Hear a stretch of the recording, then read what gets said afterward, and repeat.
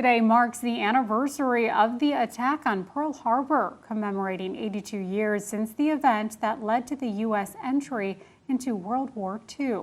KIMT News 3's Evan Berg checks in with local veterans at VFW Post 1215 in Rochester as they reflect on the moment that changed our nation's history.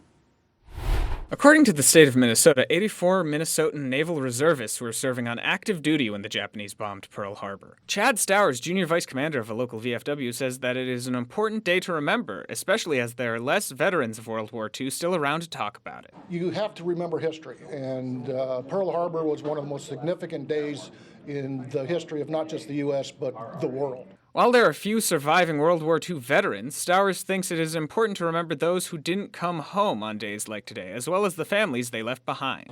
You have to teach the youth about it, because the youth are the ones that are going to tell the stories to their children. So us as the adults today, we got to make sure that that story does not get lost, and we have to tell it to the youth of today.